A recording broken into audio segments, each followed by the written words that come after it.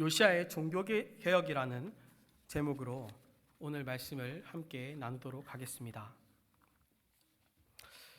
오늘은 종교개혁 기념주일입니다.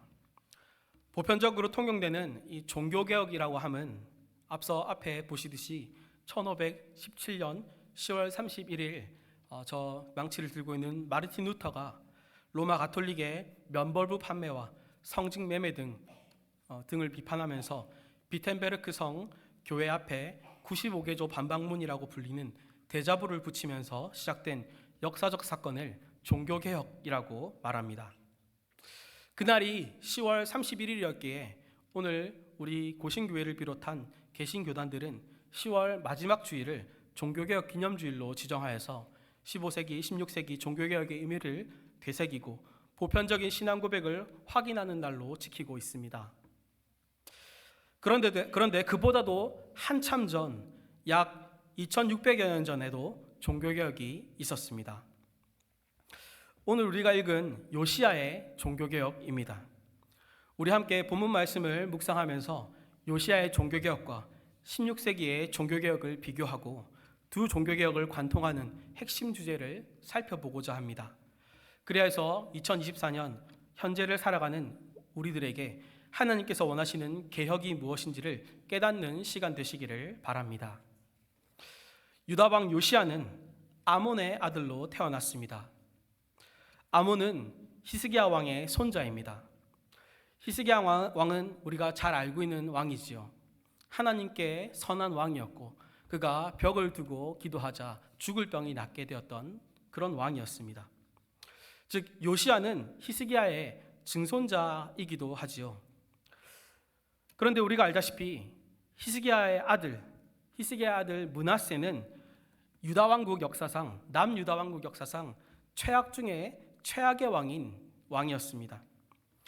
이 요시야의 아버지 아몬은 므낫세의 아들이었고 그 아버지 므낫세가 행했던 대로 하나님 보시기에 악을 행하다가 자기 부하의 쿠데타에 의해서 살해당했던 왕이 이 요시야 왕의 아버지 아몬이었습니다. 그리고 이 아몬의 부하들이 옹립한 사람이 바로 오늘 우리가 다루게 될 요시야 왕입니다. 요시야 왕은 8살 때 왕위에 즉위했습니다. 우리 중에도 이 아이들이 참여하고 있는데요. 이 8살 아이가 한 왕국을 통치한다는 것, 그것은 굉장히 어려운 일일 수밖에 없었습니다. 그 아이가 아무리 똑똑한들 정사를 잘 돌보기가 어렵던 것이지요. 그때 이 요시야 왕의 곁에는 대제사장 hil기야가 있었습니다.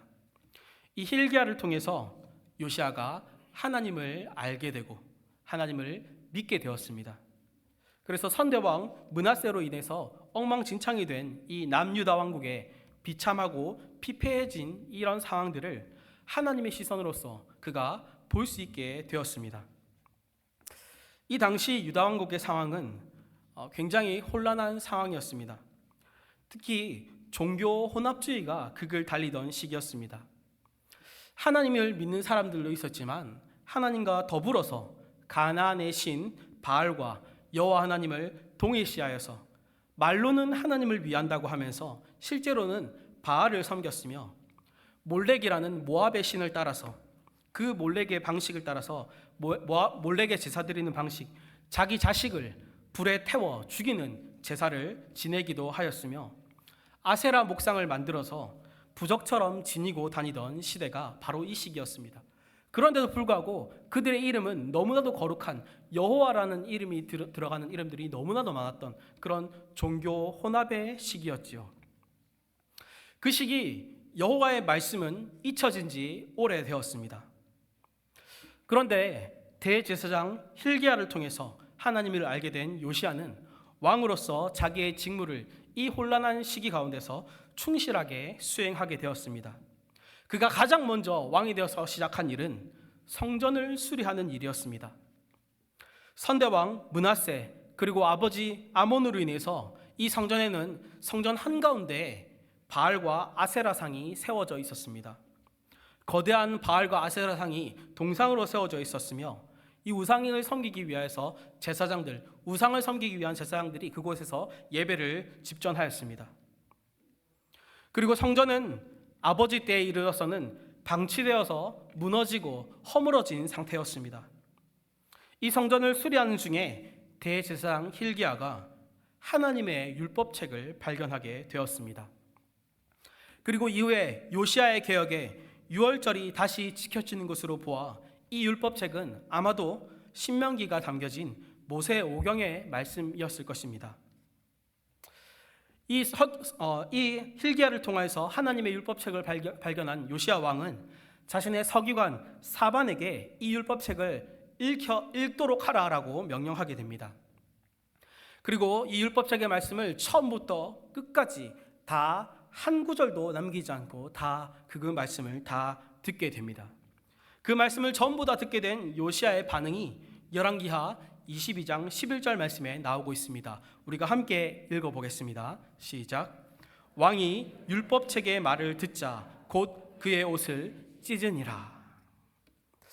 옷을 찢었다, 자신이 입고 있는 옷을 찢었다라는 것은 이 당시 유다에서 행했던 비통함의 표현이었습니다. 동시에 자신을 찢고 회개한다라는 회개의 표현입니다. 이 당시 종교 혼합주의로 인해서 하나님이 누구이신지조차 희미해져 가던 이 시대에 한 줄기 광명이 비춰오게 된 것입니다. 모든 사람들은 종교 혼합주의로 하나님을 잊어갔지만 왕 요시야는 자기의 옷을 찢고 자기의 마음을 찢으며 하나님 앞에서 회개하면서 이 시대에 개혁이 시작되게 된 것입니다. 요시야는 자기 시대가 왜 이토록 우상숭배에 빠져 있는지를 하나님의 율법책을 통해서 온전히 깨닫게 되었습니다. 그 후에 요시야는 오늘 본문의 1, 종교개혁을 단행하게 됩니다. 1절로부터 3절 우리가 읽었던 말씀에서 왕은 유다와 예루살렘의 모든 장로들을 모아서 여호와의 성전에 올라가게 됩니다.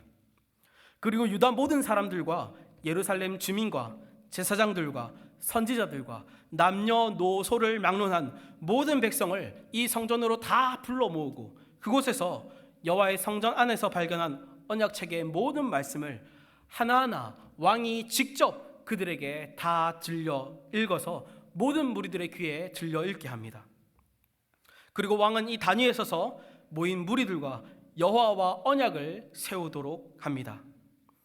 마음을 다하고 뜻을 다하여 여호와께 순종하고 그의 계명과 법도와 율례를 지켜 이 책에 기록된 이 언약의 말씀을 이루게 하리라.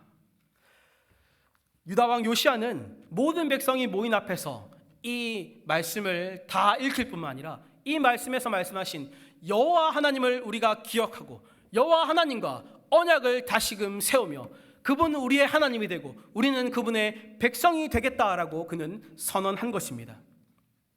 모인 백성들은 그의 말에 호응하여서 다 그의 언약을 따르기로 합니다. 이제 여호와 언약을 맺은 요시야는 본격적으로 종교개혁을 단행하고 있습니다. 4절부터 24절 말씀까지 우리가 읽지 않았지만 이 4절부터 24절 말씀까지가 이 종교개혁의 자세한 내역을 하나하나 나열하고 있습니다. 이것은 굉장히 철저한 종교개혁이었습니다. 여기에는 바알과 아세라상을 파괴하고 성전에서 그것을 다 끄잡아낸 일, 그리고 그것을 끌어낸 일뿐만 아니라 그것을 다 동상을 다 바스라뜨리고 그것을 다 기드론 골짜기에 다 뿌려버린 일들, 그리고 아세라에게 봉사한다는 명목으로 성전에서 몸을 팔고 있던 남자 창기들을 다 쫓아낸 일, 그리고 남자 창기들이 살았던 그 집을 다 허물어서 가루가 되게 한 일, 그리고 유다 사람들이 성전이 아니라 각자의 자리에서 예배드렸던 산에서 예배드렸던 산당들을 다 발굴해내서 산당들을 다 허물어 버린 일, 과거 여로보암이 베델에 세웠던 제단, 금송아지를 세웠던 그 제단과 산당을 허물어 버리고 불살라 버린 일, 그리고 율법책에 나오는 유월절의 말씀을 다시 한번 그들의 모든 백성들에게 가르쳐서 지키도록 명령한 일, 그리고 무당과 점쟁이들, 부적 같은 드라빔 및 우상들을 다 제거하고 다 바스라뜨리고 가루화되어 다 불살라 버린 일들, 전면적인 종교개혁을 그가 온 우리 유다 땅 가운데서 단행하였습니다. 그런데 이 모든 종교개혁의 표준은 그 모든 종교개혁의 기준은 24절 하반절에 나오듯이 대제사장 hil기야가 여호와의 성전에서 발견한 책에 기록된 율법의 말씀이었던 것이지요. 요시야가 이렇게 철저하게 유다 땅에 있는 모든 우상들을 다 박멸한 이 종교개혁은 처음부터 끝까지 다 하나님의 율법책, 곧 하나님의 말씀으로부터 시작되었으며 이 말씀으로 진행되었습니다. 이것은 로마서 5장 13절 말씀, 죄가 율법 있기 전에도 세상에 있었으나 율법이 없었을 때에는 죄를 죄로 여기지 아니하였느니라 라는 말씀과 상응합니다. 왜냐하면 이 당시에 여호와의 율법책이 성전 수리가 되기 전에 감추어져 있었기에 세상 사람들, 이 유다 땅에 있는 사람들은 죄가 죄인지도 알지 못하고 그 죄를 행하였으나 율법책이 발견된 후, 율법의 말씀이 요시야를 통하여서 선포된 후에는 우리가 행했던 것들이 다 죄였구나, 하나님 앞에서 심판받을 죄였구나라고 그들이 다 깨닫게 되었기 때문입니다. 성전을 수리하면서 발견한 하나님의 율법책이 없었다면 이런 종교개혁은 있지 않았을 것이 분명합니다. 하나님의 율법이 죄를 죄로 깨닫게 하는 힘이 있기 때문입니다. 하나님의 율법에 자신을 비추어 죄를 걷어내고 하나님의 말씀으로 자신을 채워가는 것, 그것이 바로 요시야의 종교개혁의 핵심 주제입니다. 바로 오직 말씀으로인 것이지요. 오직 말씀으로는 라틴어로 솔라 스크립트라라고 말합니다. 바로 15세기, 16세기 우리의 선배들, 종교개혁가들이 기치로 세운 5가지 솔라의 첫 번째 구호입니다. 종교개혁의 5가지 솔라, 5가지 오직은 오직 성경, 오직 그리스도, 오직 은혜, 오직 믿음, 오직 하나님께 영광입니다.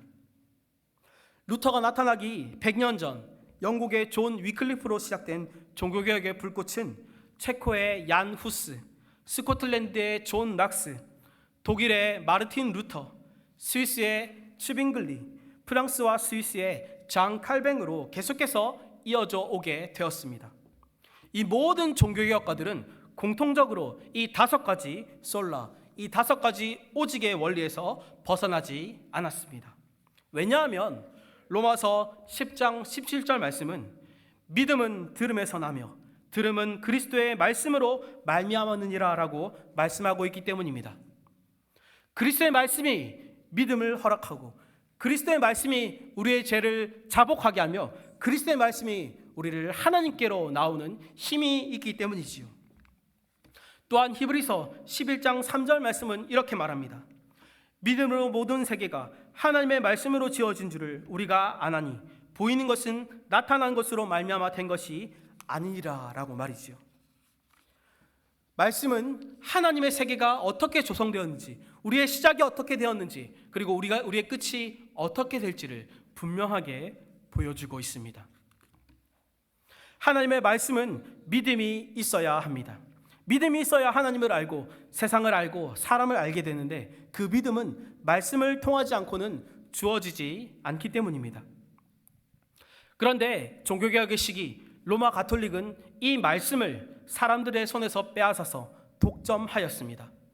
그리고 그것을 자의적으로 해석하여서 사람들을 자기들의 입맛에 따라 조종하였습니다. 성경은 오직 라틴어로만 기록되었고 라틴어로만 그것을 읽도록 하는 방식으로 그 말씀을 독점하였던 것이지요. 라틴어는 당시 보통 사람들에게는 굉장히 어려운 언어였습니다. 신학을 공부한 사제들과 수도사들만이 라틴어를 익혔으며 하나님의 성경의 말씀, 하나님의 이 성경의 말씀을 듣고자 하면 자연스럽게 그들은 사제와 수도사들에게 나와서 성경을 읽어달라고 말할 수밖에 없었습니다. 그리고 그들이 전하는 말씀을 들을 수밖에 없었습니다.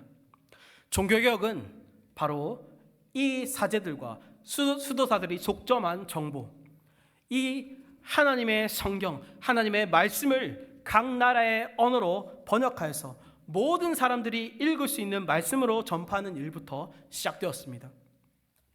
마르틴 루터가 아직까지도 독일인들에게 위인으로 칭송받을 수 있는 이유도 그가 성경을 독일어로 번역하면서 독일어의 발전에 지대한 영향을 미쳤기 때문입니다. 물론 당시 로마 가톨릭 교회는 성직 매매, 즉 사제라는 이 직분을 매매하는 일들, 파는 일들을 행하였고, 수도사들은 문란한 성생활을 통하여서 수많은 사생아들이 수도원에 거주하였습니다. 이런 문제들이 있었죠. 그리고 결정적으로 성 베드로 성당을 짓기 위하여서 면벌부를 판매하는 등 썩을 대로 썩은 모습들이 팽배해 있었습니다. 그들에게는 정죄받아 마땅한 죄악들, 성직매매, 그리고 문란한 성생활, 그리고 면벌부를 판매하는 이런 죄악들이 팽배해 있었습니다. 그런데 종교개혁가들은 그런 범죄들, 그런 죄들을 정죄하는 그것을 더 넘어서서 그들이 독점하고 있던 하나님의 말씀을 사람들에게 열어주는 일들을 함으로써 종교개혁을 시작하게 되었던 것입니다. 사람들 스스로 하나님의 말씀을 자기 삶의 표준으로 삼아서 죄를 분별하고 참되고 살아계신 삼위 하나님께로 돌아오게 하기 위하여서 이 일을 종교개혁가들은 행하였던 것이지요. 우리가 말씀에서 살펴봤던 요시야의 종교개혁과 16세기 종교개혁가들이 이 종교개혁가들의 종교개혁이 일치하는 지점이 바로 이 지점입니다. 그들은 가장 우선적으로 하나님의 말씀을 표준으로 삼았습니다. 그리고 말씀에 비춰 현상적으로 나타나는 죄의 모든 문제들을 다 밝혀내고 그것들을 고쳐나갔습니다. 그리고 모든 사람들에게 하나님의 말씀이 들려지고 읽혀지게 함으로써 모든 사람들이 죄가 무엇인지 알고 참되고 살아계신 하나님을 깨닫도록 하여서 마침내 자복하고 회개하며 올바른 길로 돌아오게 하였습니다. 이것이 요시야의 종교개혁가들의 종교개혁, 이 두 종교개혁가들의 일치된 주제이며 핵심입니다. 오직 성경, 오직 하나님의 말씀입니다. 그런데 불행하게도 앞서 있었던 두 시대의 상황이 우리가 살아가는 오늘날에도 반복되고 있는 것 같습니다. 요시야의 시대에는 종교 혼합주의가 팽배했었습니다. 그들은 하나님을 섬기긴 했지만 하나님과 바알과 아세라라는 이방신들을 겸하여서 섬겼습니다. 오늘날 우리 시대를 살아가고 있는 사람들의 모습이 이렇지 않습니까? 특별히 성도들에게 이런 일들이 있습니다. 교회를 출석하기는 합니다. 주일도 잘 지킵니다. 평일에 가끔 기도에도 참석하고 여러 가지 봉사 활동들을 합니다. 하지만 그들의 마음에는 하나님 외에 다른 것들도 겸하여 섬기는 것들이 있습니다. 자기 자신을 우상으로 삼아서 하나님과 자기 자신을 나란히 세워서 소위 말하는 자기 주도적인 생활을 하는 사람들이 있습니다. 혹은 가족을 우상으로 삼아서 하나님도 내 가족의 문제는 건드리지 못한다고, 가족은 오직 나만이 주도할 수 있다고 버티는 사람들도 있습니다. 돈과 명예는 더 이상 자세하게 설명하지 않아도 모두가 잘 알고 있는 그대로입니다. 요시야 시대 본문 7절 말씀에 나오듯이 성전에서 문란하게 행해졌던 남색, 동성애는 오늘날에도 동일하게 나타나고 있습니다. 남색이란 남자가 남자와 더불어 음란한 일을 함, 즉 동성애를 가리킵니다. 지금 우리 목사님과 성도님들이 서울에 올라가 연합집회에 참여한 목적도 그것을 반대하기 위해서이지요. 이 문제가 요시야 시대에도 있었고 오늘날 우리 시대에도 있는 것입니다. 종교개혁가들의 시대도 우리와 별반 다르지 않습니다. 종교개혁가들의 시기는 가톨릭 교회가 성경의 말씀을 독점하고 왜곡하던 시기였습니다. 그 말씀을 자기 입맛에 맞추어서 왜곡하고 그 말씀들을 하나님의 말씀이라고 오해하게끔 만든 시대가 종교개혁의 시대였습니다. 사제들은 성경의 내용을 있는 그대로 전달하지 않았습니다. 그들이 원하는 방식으로 그들의 이익을 위하여서 말씀을 왜곡하여서 사람들이 듣고 싶은 말만 들려주는 시대였습니다. 오늘날 우리는 방송과 인터넷을 조금만 살펴보면 설교가 홍수처럼 넘쳐나고 있고 우리가 원하는 내용을 취사 선택하여서 들을 수 있는 시대입니다. 아이러니하게도 바다 가운데서 마실 물, 생수를 찾기 어려운 것처럼 수많은 설교가 있고 수많은 말씀들이 전파되고 있지만 우리는 그 말씀 가운데서 우리의 마음을 진심으로 찌르고 죄가 무엇인지 알게 하고 우리를 하나님께로 돌아오게 하시는 그 말씀들을 찾기가 굉장히 어려운 것 같습니다. 왜냐하면 우리가 마치 종교개혁의 사제들처럼 우리 스스로 말씀을 취사 선택하고 내 귀에 들려서 내가 원하고 내가 내 귀에 들려주고 내 귀에 원하면서 내 귀에 좋은 그 말씀만을 내가 취사 선택하고 있기 때문입니다. 마치 사제가 사람들이 원하는 그 말씀들을 왜곡하여서 전하였던 것처럼 우리는 그 말씀 그대로를 전하는 것이 아니라 말씀을 왜곡하여서 내게 듣기 위한 방식으로 내가 내 삶에 필요한 방식으로 그 말씀을 왜곡하여서 활용하고 있는 것이 우리의 시대인 것 같습니다. 설교는 많지만 성경을 멀리하는 시대가 된 것이 바로 그것을 방증하는 것이 아닐지요. 이처럼 오늘 우리의 시대는 앞서 있었던 두 부류의 문제가 공존하고 있습니다. 종교 혼합의 문제, 그리고 성경을 왜곡하는 문제, 그것이 우리 가운데 혼재해 있습니다. 교회의 세상에 종교 혼합주의가 스며들고 한편으로는 왜곡된 성경 해석으로 몸살을 앓고 있습니다. 오늘 종교개혁 기념주의를 지키는 우리는 우리 시대의 문제들을 직시해야 할 것입니다. 그리고 이것을 고쳐가야 하겠습니다. 특별히 우리들에게 있는 이 문제들을 고쳐가야 하겠습니다. 이것은 남의 문제가 아닙니다.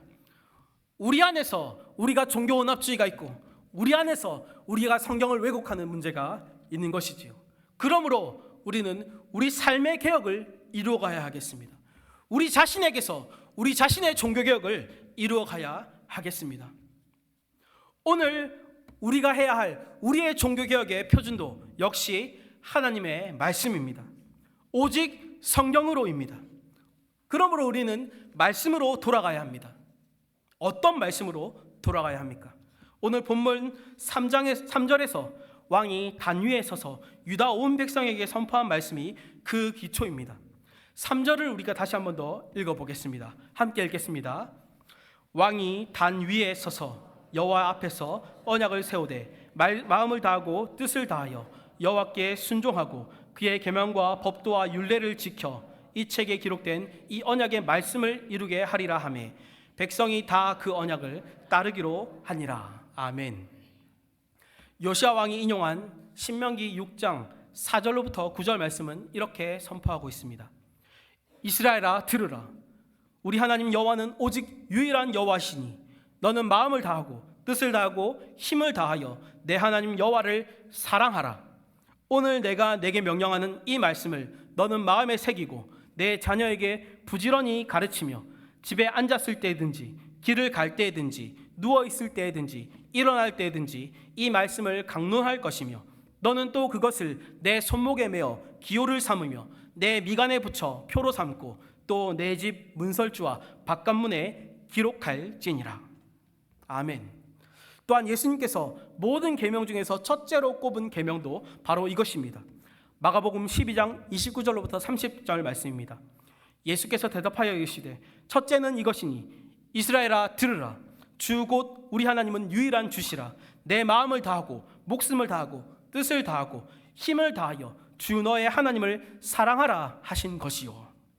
아멘. 모세와 예수님의 두 말씀은 바로 하나님의 말씀을 사랑하라, 하나님의 말씀을 가까이 하라, 하나님의 말씀을 사랑하라고 말해주고 있는 것이지요. 곧 하나님의 말씀을 사랑함이 곧 하나님을 사랑하는 것이다 라고 말해주고 있습니다. 그러므로 가장 첫째로 하나님의 말씀을 사랑해야 함을 우리에게 밝히 보여주고 있는 것이지요. 우리의 종교개혁의 시작은 하나님의 말씀을 사랑하는 것, 그것으로부터 시작합니다. 하나님을 사랑하는 것은 하나님의 말씀을 사랑하는 것과 연결되어 있기 때문입니다. 그러므로 성도 여러분, 우리는 이 종교개혁 기념주일에 하나님의 말씀으로 돌아가도록 합시다. 하나님의 말씀을 사랑합시다. 하나님의 말씀을 읽읍시다. 하나님을 사랑합시다. 우리를 위협하는 이 동성애만 걷어낼 것이 아니라 우리의 삶 전반을 고쳐내도록 합시다. 하나님과 나를 겸하여서 섬겼던 모습들을 버려나갑시다. 하나님과 돈을 겸하여서 섬겼던 행태들을 멈춥시다. 하나님의 말씀을 취사 선택하여서 왜곡하여서 내 마음에 원하는 말씀만 원했던 것을 중단합시다. 오직 모든 말씀을 내 삶의 표준과 기초로 삼아 살아갑시다. 마지막으로 여러분들에게 전하고 싶은 구절이 본문 25절 우리가 읽었던 말씀에 있습니다. 우리 다시 한 번 더 25절 말씀을 읽어보도록 하겠습니다. 읽겠습니다.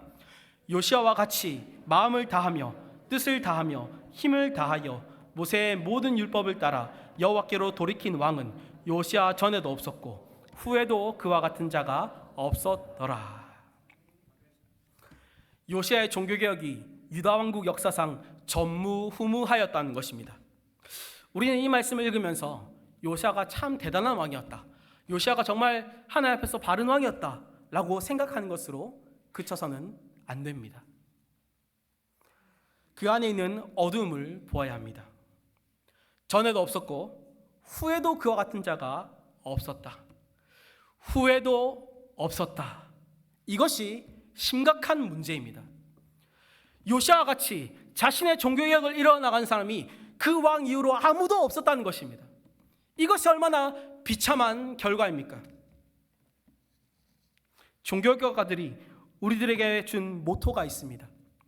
바로 에클레시아 레포르마타 셈페르 레포르만다 에스트.